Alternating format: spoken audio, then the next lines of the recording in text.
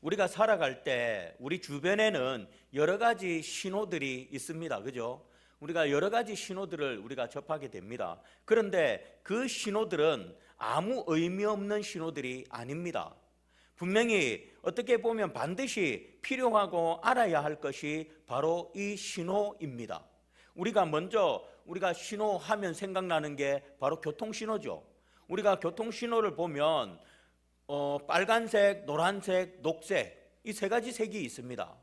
그런데 이 신호는 각각의 의미를 갖고 있습니다. 빨간색은 뭡니까? 멈춰라. 절대 건너가면 안 된다. 절대 지나가면 안 된다. 지나가면 어떻게 된다? 빨간색처럼 피 흘린다. 빨간색처럼 피 흘린다. 그러니까 멈춰라, 가지 마라 신호입니다. 그러면 노란색은 어떤 신호입니까? 주의해라. 주의해라. 위험하다. 주의해라. 그러니 조심해라 라는 신호입니다. 그러면 녹색은 무슨 신호입니까? 녹색은 통과해라. 지나가라. 근데 녹색 때도 여러분 그냥 마음 놓고 우리 김웅자 집사님 말처럼 녹색이라고 마음 놓고 쳐다도 안 보고 지나가 버리면 큰일 날 수 있습니다. 왜냐하면 이 신호를 안 지키는 사람들이 있거든요. 나는 신호를 잘 지키는데, 그래서 파란불이 와서 그냥 마음 놓고 그냥 탁 지나가는데 빨간불인데 신호를 안 지키고 달려오는 차들이 있기 때문에, 그래서 파란불이더라도 항상 살펴보고 그렇게 지나가야 합니다. 저는요, 이 이야기가 나오니까 갑자기 생각나는 게 하나가 있는데, 제가 운전을 하면서 참 이상한 게 있어요. 보면 꼭 무단횡단을 하시는 분들이 보면요, 이쪽에서 저쪽으로 무단횡단을 하면 어디를 보고 건너야 돼요? 이쪽 편, 자기 있는 쪽에 먼저 차가 이리 오는지를 보고 건너야 되잖아요. 근데 이쪽에 오는 차는 안 보고 저 건너편에 오는 차가 있나 없나 그것만 쳐다보고 파다다닥 뛰어나와요. 그러면 이쪽에서 오는 차 놀래가지고 막 서버리죠. 그런 분들이 있더라고요. 보면 그런 분들이 근데 꽤 많아요. 보면 그런 분들이 참 꽤 많습니다. 여러분들 항상 무단횡단 하실 때나 무단횡단 하지 마시고 신호 따라서 잘 하시고 지키시고, 그리고 혹 무단횡단 하더라도 양쪽 다 살피고 건너십시오. 저쪽만 보고 건너지 말고. 자, 어쨌든 이런 신호들이 있습니다. 또 우리가 자동차 안에도 계기판에 여러 가지 신호들이 뜹니다. 엔진이 과열되거나 문제가 생겼다면 램프 모양 같은 게 뜹니다. 이게 뭡니까? 엔진 경고등입니다. 그리고 또 연료가 얼마 남지 않았다면 연료 경고등이 뜹니다. 주유기 같은 모양 그런 경고등이 뜹니다. 그래서 이런 신호들이 뜨거나 발생하면 그 신호에 따라서 대책을 강구해야 합니다.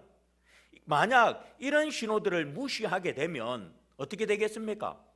커다란 문제가 발생하게 되는 것이죠. 커다란 문제가 발생할 수밖에 없습니다. 여러분 보십시오. 교통사고도 신호만 서로가 잘 지키면 사고가 날 이유가 있습니까?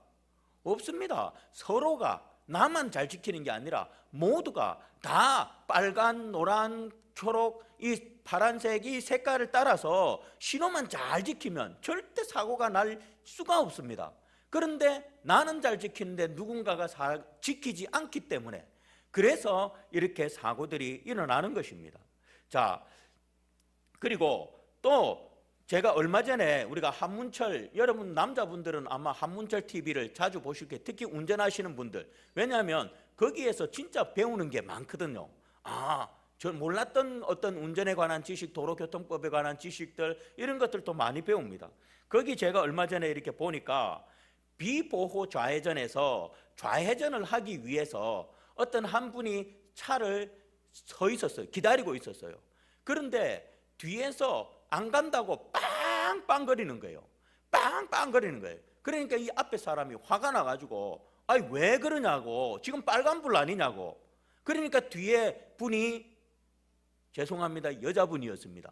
여자분이 아주 큰 소리로 빨간불이니까 가야지 왜 서 있냐고 막 고함을 치더래요. 아니라고, 파란불 때 비보호 좌회전 해야 된다고. 아니래요. 그러니까 뒤에 여자분은 무조건 빨간불 때 가야 된대.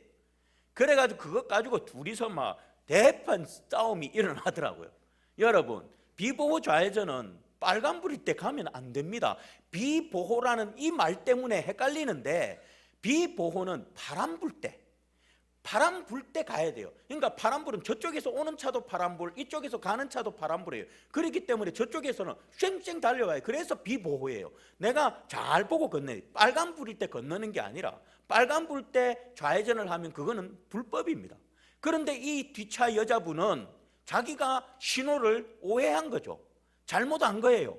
그리고는 자기가 옳다라고, 자기가 맞다고 생각을 해가지고는 얼마나, 원래 무식하면 용감하다. 아마 제가 그걸 보면서 이 여자분 나중에 아마 이걸 보면 얼마나 부끄러웠을까, 아마 그런 생각. 왜냐하면 엄청 과암 쳤거든 자기가. 남자분은 덜 과암 쳤는데 여자분은 막 그냥 막 대놓고 과암을 뿌락뿌락 질러대더라고요. 막 자기가 맞다고. 너무 제가 보고 있으니까 제가 막 답답해가지고 아이고 막 하더라고요. 여러분, 이처럼 신호를 모르거나 오해하면 그래도 또 어떻게 해요? 이런 일들이 일어납니다. 그렇기 때문에 우리는 신호를 잘 알아야 하고, 절대 오해하면 이 신호가 어떤 신호다 잘 알아야 하고, 또 신호에 잘 따라야 합니다. 지켜야 합니다. 만약에 신호를 잘못 오해하거나 신호를 지키지 않으면 바로 이런 불상사들이 일어나게 되는 것입니다. 여러분, 오늘 여기 본문 말씀에 의하면 하나님께서 이스라엘 백성들과 광야에서 머무실 때 몇 가지 신호들을 말씀하셨습니다. 자, 그런데 그 신호들은 무시할 수 없는 신호들이었습니다. 그 신호가 오늘 무엇이었는지, 그리고 그 신호의 의미가 무엇인지 한번 본문 말씀을 통해서 살펴보고자 합니다. 제가 목요일 날 아침에, 지난 목요일이죠, 아침에 이제 수영을 갔다가 우리 허민 집사님도 헬스 다시 오십니까? 안 오세요? 왜? 우리 헬스장 이용하시는 분 2분 계신 걸로 알고 있는데 저만 다시 갑니까? 아직 시간이 달라서 그런지 한 번도, 전에 딱 한 번 뺐고 한 번도 못 뺐는데, 자, 여러분, 제가 목요일 날 아침에 수영을 갔다가 딱 교회 와가지고 오자마자 장화로 갈아 신고 이제 옥상에 올라가서 잡초를 뽑았어요. 잡초를 뽑고는 거기에다가 뭘 심으냐면 옥수수를 심었습니다. 이제 저희 아버님 보고 저기 옥상에 왜 저 밭 있는데 말고 이 천막 덮어놓은 양가에 왜 거기는 다 못 덮이니까 거기 막 잡초들이 올라오더라고요. 저놈의 잡초들을 뽑아도 올라오니까 야, 이 대책이 없어요. 그래가지고 제가 저기다 차라리 옥수수를 심으면 어떨까? 그 고랑에 저 어린이집 그 유치원 그 놀이터 있던 그 담벼락 그 따라, 그리고 요쪽에 왜 담벼락 같은 거 쪼맨한 거 있잖아요. 거기 따라서 쪼르륵 옥수수 심으면 괜찮겠다 해가 우리 아버님 보고, 전에 한번 여기 상추, 지난 주일날 상추 드신 거 아마 우리 아버님이 가져오신 걸 거예요.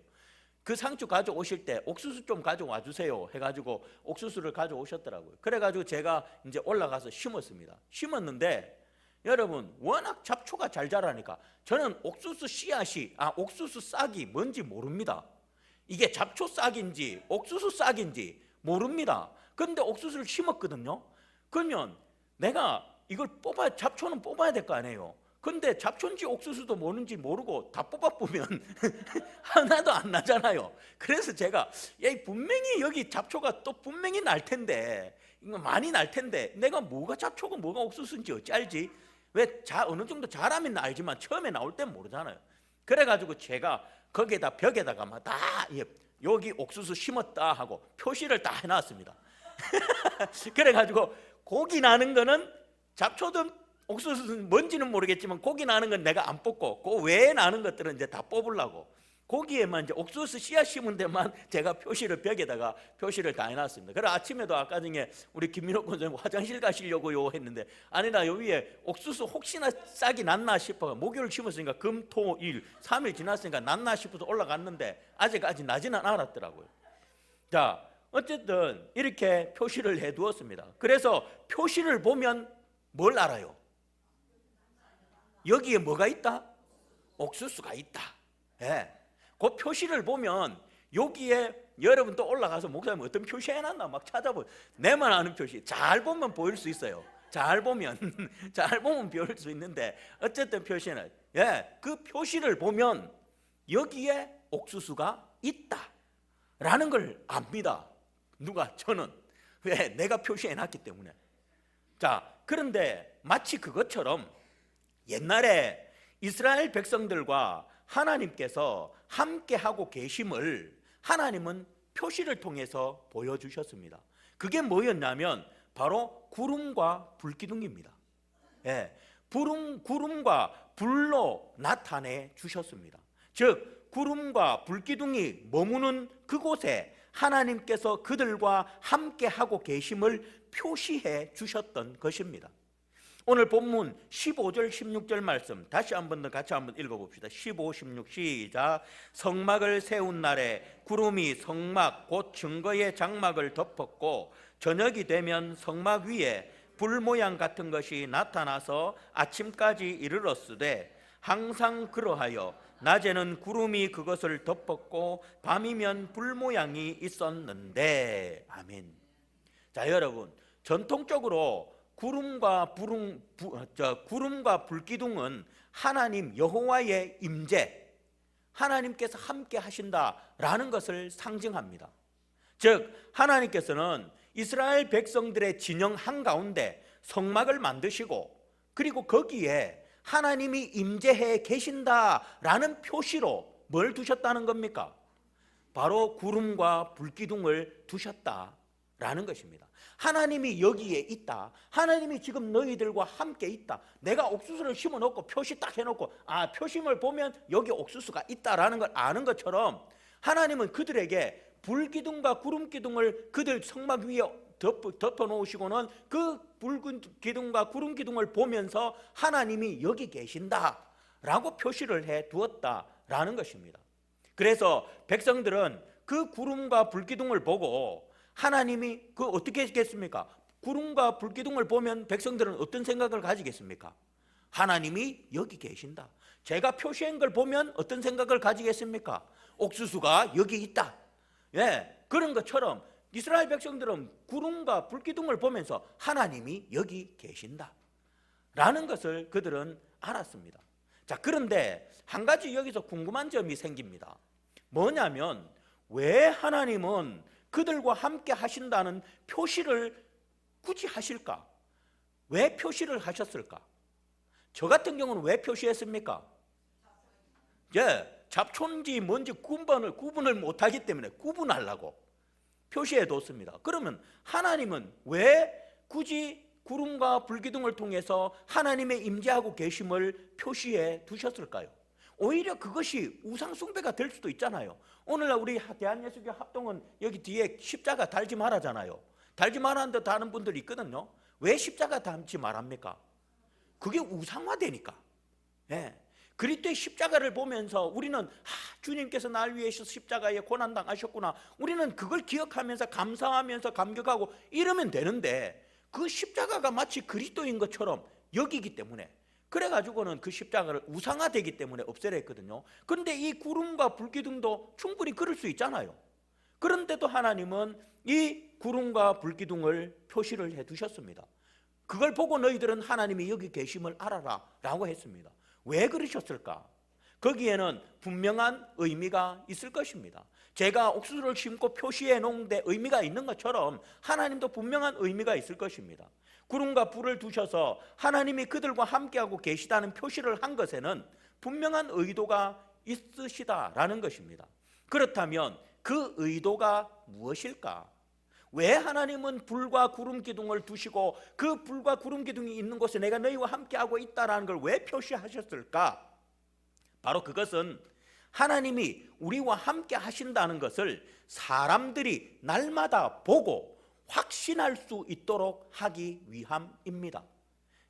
그것은 여러 가지 효과를 가져올 수 있습니다. 성막 위에 있는 구름과 불을 보면서 사람들은 어떻게 했습니까? 하나님이 여기 계신다. 우리와 함께하고 계신다. 그러면서 어떤 또 마음이 들겠습니까? 하나님이 나와 함께하고 있다니까 어떻겠습니까? 힘이 나지요. 하나님이 나와 함께하고 있다니까 나는 마음의 안정감을 찾고 평안함을 찾고 기쁨을 찾고 자신감이 있고 또 두려워하지 않습니다. 왜? 하나님이 나와 함께하고 계신다는 것을 하나님께서 표시해 놓으셨고, 나는 그 표시를 보면서 하나님이 우리와 함께하고 계심을 나는 알기 때문에, 바로 하나님은 이것을 위해서 그들에게 내가 너희와 함께하고 있다, 그러니 너희들 두려워하지 말라, 놀라지 말라, 무서워하지 말라, 염려하지 말라, 절망하지 말라, 내가 너희들과 함께하고 있다, 바로 이것을 주기 위해서. 그래서 하나님께서는 그들에게 이러한 표시를 주신 것입니다. 여러분들 한번 생각해 보십시오. 여러분들이 한번 지금 광야에 있는데 그 여러분들 성막에 하나님의 임재의 상징인 구름과 여러분 불기둥이 있다고 생각해요. 그곳에 하나님이 계신다는 표시예요, 그게. 그러면 여러분들 같으면 어떻겠어요? 만약에 그 표시가 어느 날 보니까 없어졌다, 그러면 어떻겠습니까? 얼마나 불안하겠습니까? 얼마나 두렵겠습니까? 그러나 그게 늘 그 자리에 머물러 있다면 여러분들 마음이 어떻겠어요? 겁날 게 없습니다. 두려울 게 없습니다. 염려할 게 없습니다. 왜? 하나님이 나와 함께하고 계심을 하나님 그 표시를 통해서 보여주고 계시기 때문에. 자, 여러분들, 이와 비슷한 현상이 있습니다. 저는 이 설교를 준비하면서 저는 항상 예화를 준비하거나 뭘 할 때는 가짜는 안 합니다. 그래서 왜 가짜 가지고 하려니까 뭔가 제가 양심에 안 돼요. 그래서 제가 이거를 제 여자친구한테 물어봤어요. 제 여자친구가 누구냐면 챗GPT예요. 그런데 챗GPT만 쓰는 게 아니라 제미니도 쓰고 또 글로바도 쓰고 여러 가지 제 여자친구, 우리 집사람이 붙여준 이름이에요. 당신 여자친구한테 물어보세요. 그래서 제가 맞아요, 내 여자친구한테 물어보면 왜 다 답을 여자 목소리로 하거든요. 그래서 여자친구래요. 엄청나게 똑똑해요. 요즘에 여러분 이 챗GPT라든지 인공 AI라든지 이런 거 있잖아요. 진짜 이걸 잘만 사용하면, 우리 전에 강도사님 설교할 때도 한번 이야기했지만 이거를 정말 잘 사용하면, 진짜 잘 사용하면 엄청난 도움이 됩니다. 그런데 이거 가지고 못된 짓을 하거나 나쁘게 사용하면 오히려 해가 되는 거겠죠. 자, 제가 거기에서 제가 하나만, 여자친구 한 명에게만 물어보면 불안해서 2명, 3명한테 물어봤어요. 즐겨찾기 딱 해놨거든요. 물어보니까 사실이더라고요. 뭐냐면 유대 광야에서 목자들이 양떼를 먹일 때, 이때 보통 목자들은 피리를 붑니다. 피리를 분다면, 이제 양들이 풀을 뜯고 있을 때 목자는 한쪽에 앉아가지고 피리를 분답니다. 물론 하루 종일 무료한 시간을 보내기 위한 것이라고도 생각할 수 있지만 꼭 그렇지만은 않습니다. 왜냐하면 목자가 부는 피리 소리는 양들에게 목자가 곁에 있다라는 신호이기 때문입니다. 그래서 목자가 피리를 분대요. 그러면 양들은 그 피리를 소리를 듣고 우리를 지켜주는 목자가 곁에 있다라고 이렇게 알아듣는답니다. 양들은 피리 소리를 들으며 풀을 뜯다가 만약 맹수들이 나타나거나 또는 위험이 닥쳐오면 그들은 일제히 피리 소리가 나는 곳, 목자가 있는 곳을 향해서 고개를 돌리고 목자에게 달려가게 된다고 합니다. 그러면 목자는 즉시 양들에게 닥친 위험을 제거했다고 합니다. 제가 이게 진짠가 가짠가 싶어서 제 여자친구 3명에게 물어봤습니다. 그랬더니 다 맞대요. 그래서 제가 말씀드립니다. 자, 보십시오. 양들도 피리 소리가, 피리 소리는 뭐예요? 우리의 목자가 우리 곁에 있다라는 신호예요, 양들에게는. 그렇기 때문에 양들은 그 소리가 들리면 불안하지 않아요. 위험이 닥치면 그 소리가 나는 곳을 향해서 가면 돼요. 왜? 거기에 나를 지키는 목자가 있기 때문입니다. 그렇기 때문에 양들에게는 이 피리 소리가 바로 신호입니다. 그 신호로 인해서 그들은 두려워하지 않고 푸른 불밭에서, 푸른 불밭도 아니죠. 우리나라 같으면 진짜 푸른 불밭인데 그 나라는요 진짜 흙 같은 막 그런데 잡초가 찌끔찌끔 나 있는데 그런데 양을 먹이더라고요, 가보면. 자, 어쨌든 그렇습니다. 들판에서 양떼를 치는 목자들이 피리를 부는 것은 피리 연주의 대가가 되기 위해서가 아니라 그것의 가장 궁극적인 목적은 바로 양들로 하여금 목자의 피리 소리를 듣고 맹수들이나 위험한 상황들로부터 안정을 갖도록 하기 위함입니다. 오늘 여기 본문에서 이스라엘 백성은 성막 위에 떠 있는 구름 기둥과 불 기둥을 통해 하나님께서 그들과 함께 하심을 확신했습니다. 이 구름과 불은 단순한 자연 현상이 아니라 하나님의 임재를 나타내는 생생한 뭡니까? 신호였습니다. 표시였습니다. 그들은 그 신호를 보고 위안과 평안을 얻었던 것입니다. 마찬가지로 오늘날 우리에게도 하나님께서는 이러한 표시를 주셨습니다. 내가 너희와 함께하고 계시다 라는 것을 표시해 주신 표시가 있습니다. 그것이 뭐냐면 바로 하나님의 말씀과 그리고 예수 그리스도의 십자가입니다. 우리는 하나님의 말씀을 대할 때마다, 이 하나님의 말씀을 대할 때마다 하나님이 우리와 함께하고 계심을 우리는 느낍니다. 그리고 또 그리스도의 십자가를 바라볼 때마다 또한 하나님께서 나와 함께하고 계심을 우리는 알 수가 있습니다. 왜? 그 십자가가 어떤 십자가입니까? 우리를 위해서 예수 그리스도께서 우리의 죄를 속죄하시고 죽으신 십자가입니다. 그리고 이 말씀은 어떤 말씀입니까? 하나님의 말씀입니다. 그렇기 때문에 우리는 이 말씀을 대할 때, 그리스도의 십자가를 대할 때 그 말씀과 십자가를 통해서 하나님께서 우리와 함께하고 계심을 우리는 알 수가 있는 것입니다. 느낄 수가 있는 것입니다. 여러분, 말씀을 읽을 때 하나님이 나와 함께하고 계시는구나 느껴보셨습니까? 십자가를 바라볼 때 하나님이 나를 사랑하시고 나와 함께하고 계시는구나 느껴보셨습니까? 여러분들, 하나님이 바로 오늘날 이때 이 당시에는 구름과 불기둥으로 하나님이 그들과 임재하고 계심을 나타내셨지만 오늘날은 이 말씀과 그리스도의 십자가를 통해서 하나님이 여전히 우리와 함께하고 계심을 나타내고 계십니다.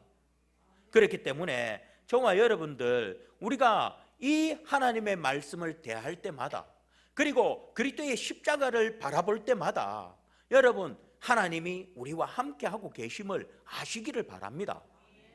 그걸 알게 되면 어떻게 된다고요? 두려워하지 않습니다. 오늘 이스라엘 백성들이 성막 위에 구름과 불기둥이 있는 걸 보면서 어떤 생각을 했다고요? 하나님이 우리와 함께하고 계시구나. 그러면서 어떤 마음이 들었다고요? 안정된 마음, 평안한 마음, 위로의 마음, 두려운 마음들이 싹 사라졌습니다. 그런 것처럼 우리가 말씀을 대하고 십자가를 대할 때 하나님이 우리와 함께하고 계심을 우리가 알게 됩니다. 그러면 그때 우리는 어떻게 됩니까? 우리 마음에도 이들과 같이 우리 마음에 평안이 찾아오고 위로가 찾아오고 모든 절망, 두려움 이런 것들은 다 사라져 버리게 되는 것입니다. 그러니 사랑하는 성도 여러분, 구름과 불기둥이 이스라엘 백성들에게 하나님이 그들과 함께 하신다는 신호였듯이 말씀과 십자가는 오늘 우리에게 하나님의 동행을 보증하는 생생한 증거입니다. 이 두 가지를 붙잡고 날마다 하나님을 바라볼 때 우리는 어떤 상황에서도 평안함과 힘을 얻으며 승리의 삶을 살아갈 수 있습니다. 그러니 매일 말씀과 십자가 앞에 서서 우리와 함께 하시는 하나님을 만나고 하나님의 임재 안에서 굳건히 서는 그런 저와 여러분들이 되시기를 주의 이름으로 축복드리겠습니다. 자, 그리고 오늘 본문에 보면 또 다른 신호가 있습니다. 이 신호는 여러분들도 보일 겁니다. 어떤 신호일까요? 오늘 읽어보면 여러분들 읽은 데서 이 첫 번째는 여러분들 찾기가 조금 힘들 수도 있지만 두 번째 신호는 금방 찾습니다. 어떤 신호일까요? 구름이 그렇죠. 구름이 어떨 때 가라네요. 떠오를 때 가고, 구름이 멈춰 있으면 멈추지 가지 마라. 그게 1년이든 2년이든 10년이든 멈춰 있으면 가지 마라. 바로 그 신호입니다.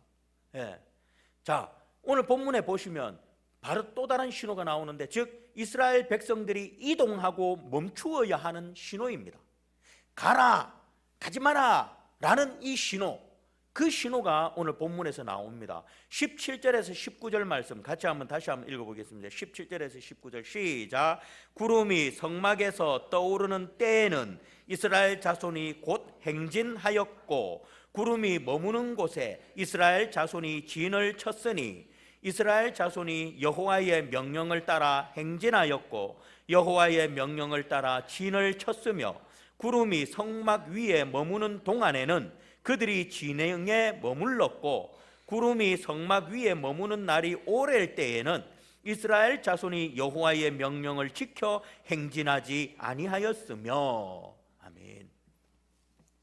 자, 이스라엘 백성들은 광야 40년 동안 자신들의 의지로 움직이지 않았습니다.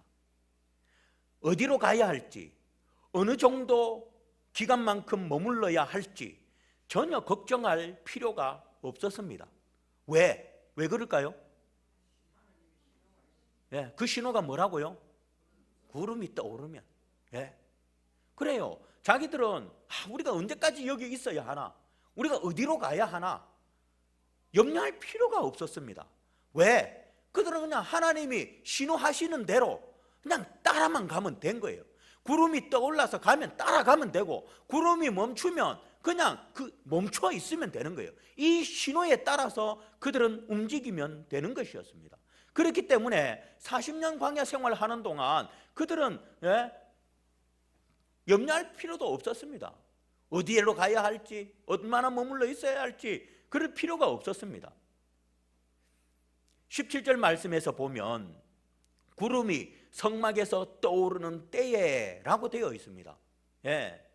그렇습니다. 이스라엘 백성들이 광야에서 성막을 치고 머물다가 이제는 움직여야 하는 시간이 되었구나, 짐을 정리해야 할 시간이 되었구나 라는 것을 아는 때가 언제냐면 바로 성막 위에 있던 구름이 떠오르는 것을 보면 알 수 있었다라는 것입니다. 이 말은 떠오르지 않으면 그냥 짐 쌀 필요도 없이 그냥 그 자리에 가만히 있으면 되는 것이었습니다. 바로 구름이 떠오른다는 것은 어떤 신호입니까? 이제 떠나야 할 시간이 되었구나 라는 신호입니다. 떠나라 라는 신호였습니다. 어떻게 보면 자신의 의도와는 전혀 상관없는 삶을 사는 것 같이 보입니다. 하지만 이것은 완전한 하나님의 인도하심을 기대하고 의지하는 이스라엘 백성들의 모습이라고 할 수 있습니다. 실제로 이스라엘 백성들은 이 신호를 하나님의 명령으로 여겼습니다. 이 신호, 구름이 떠오르고 구름이 멈추고 하는 이 신호, 이것을 그냥 단순한 신호가 아닌 하나님의 명령, 그 명령으로 여겼습니다. 18절에서 20절 말씀 다시 한 번 더 읽어보겠습니다. 시작. 이스라엘 자손이 여호와의 명령을 따라 행진하였고 여호와의 명령을 따라 진을 쳤으며 구름이 성막 위에 머무는 동안에는 그들이 진영에 머물렀고 구름이 성막 위에 머무는 날이 오래일 때에는 이스라엘 자손이 여호와의 명령을 지켜 행진하지 아니하였으며 혹시 구름이 성막 위에 머무는 날이 적을 때에도 그들이 다만 여호와의 명령을 따라 진영에 머물고 여호와의 명령을 따라 행진하지 아니하였으며. 그렇습니다. 그것은 단순한 신호가 아니라 바로 하나님의 명령이었습니다. 바로 이스라엘 백성들은 하나님의 명령을 따라 움직였다라는 것이죠. 그 신호는 곧 하나님의 명령이었고 이스라엘 백성들은 그 신호에 따라서 하나님의 명령을 따랐던 것입니다.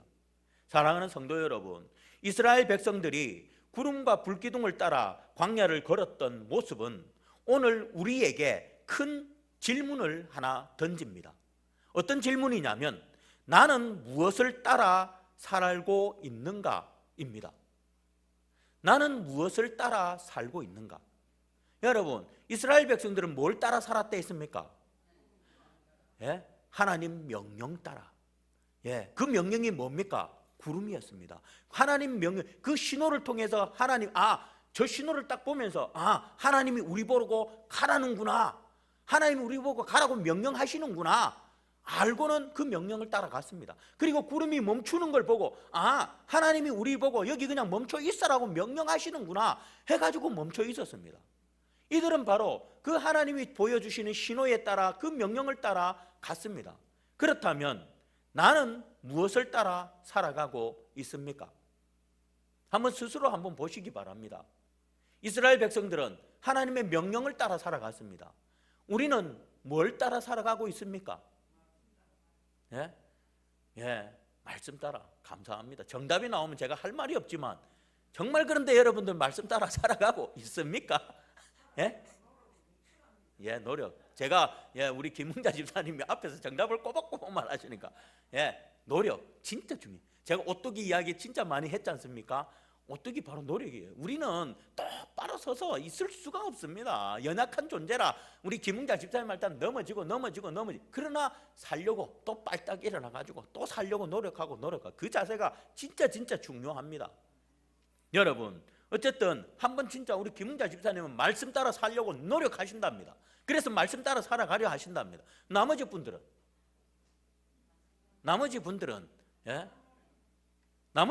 도대체 무엇을 따라 살아가고 있습니까?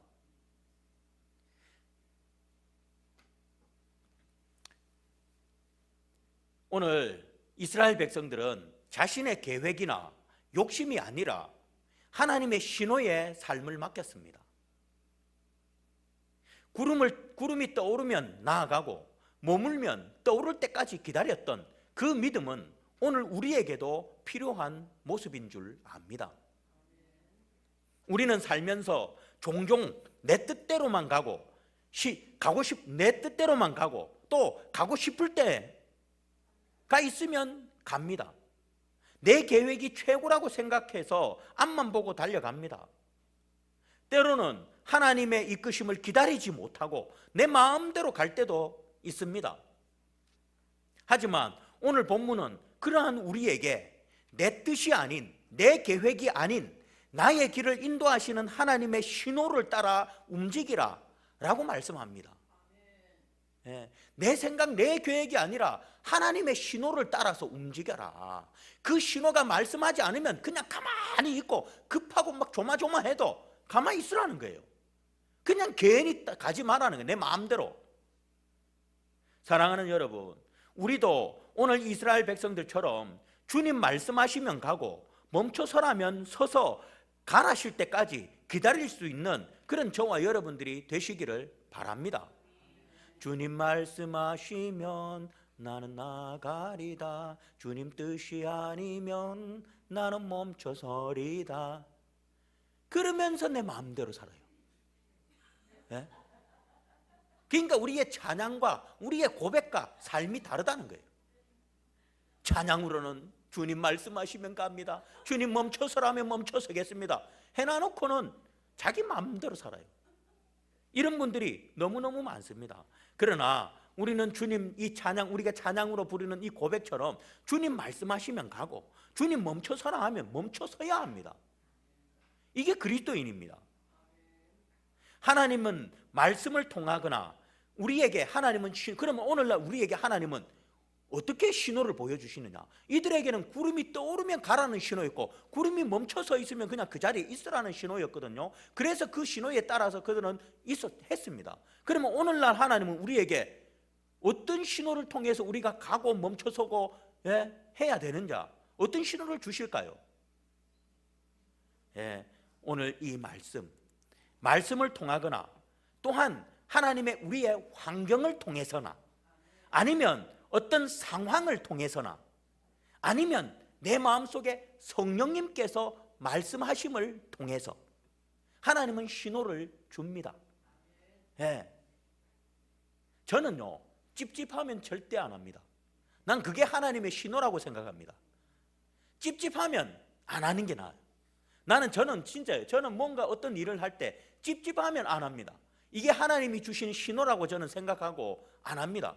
괜히 찝찝한 거 했다가 문제 터지면 안 좋잖아요. 그래서 아예 뭔가 마음이 찝찝하다 안 합니다. 왜? 그것이 하나님의 신호라. 하나님은요 정말 우리의 말씀을 통해서 기록된 말씀, 선포되는 말씀, 그리고 우리의 어떤 상황 형편을 통해서, 그리고 우리에게 닥친 어떤 모습들, 이런 것들을 통해서, 또는 성령 하나님을 통해서 우리에게 신호를 줍니다. 해라 하지 마라, 가라 가지 마라. 하나님은 이러한 신호를 통해서 줍니다. 그렇기 때문에 우리는 하나님이 주신 이 신호에 예민해야 됩니다. 그런데 사람들은 하나님이 말씀을 통해서 또 상황을 통해서 환경을 통해서 성령님을 통해서 분명히 신호를 줘요. 가지 마라. 가면 안 돼. 그거 하지 마라. 하면 안 돼. 신호를 줘요. 그런데도 어떻게 해요? 내 고집대로 가요. 내 생각이 맞다고 가요. 예. 내가 옳다라고 하고 가버려요. 그러니 어째 되는 겁니까? 그러니 손해를 입고 뭐 사고를 당하고 뭔가 일이 잘못되는 거예요. 꼬여버리는 거예요.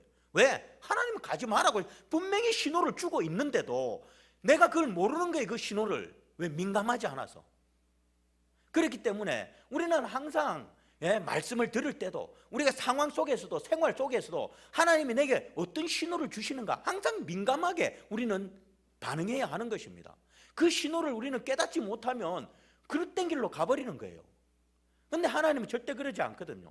이런 여러 가지 통로를 통해서 우리에게 멈춰서라, 가라, 하지 마라, 해라 신호들을 반드시 줍니다. 그렇기 때문에 우리는 민감하게 그 신호들을 볼 수 있어야 되고 볼 때 우리는 하나님의 명령에 순종해서 그 명령을 따라 살아갈 수가 있는 것입니다. 저와 여러분 정말 하나님께서 주시는 그 신호를 잘 분별할 수 있는 그런 여러분들 되시기를 바랍니다.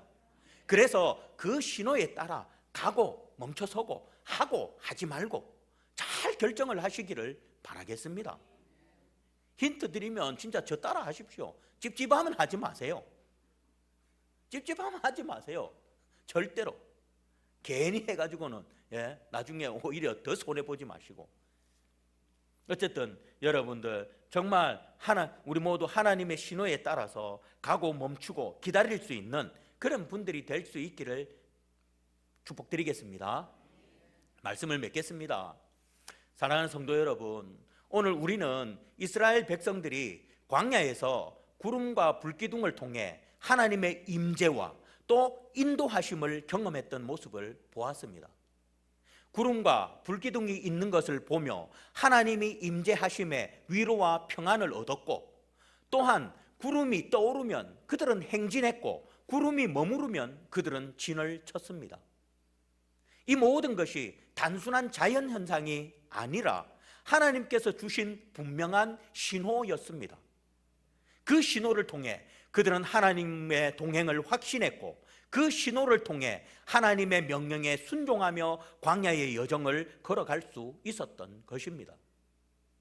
이 모습은 오늘 우리에게도 동일한 메시지로 전합니다. 하나님은 오늘 우리에게 말씀을 통해서 그리스도의 십자가를 통해서 우리와 함께하고 계심을 보여주고 계십니다. 그리고 말씀을 통해서 또한 성령의 감동을 통해서 환경과 상황을 통해서 성령님을 통해서 하나님은 우리에게 가라, 멈추라, 기다리라 라는 신호를 주십니다. 문제는 우리가 그 신호를 얼마나 민감하게 듣고 따르냐 하는 것입니다. 저와 여러분, 하나님의 신호에 따라 민감하시기를 바랍니다. 그래서 이스라엘 백성들이 구름과 불기둥을 바라보며 힘을 얻었듯이 우리도 말씀과 십자가를 보며 하나님이 우리와 함께하고 계심을 알므로 힘을 얻으시기를 바랍니다. 이스라엘 백성들이 구름과 불기둥을 바라보며 하나님의 명령을 따랐듯이 우리도 하나님의 신호에 따라 가고 멈추고 기다릴 수 있는 그런 우리 모두가 되시기를 주님의 이름으로 축복드리겠습니다. 기도하겠습니다.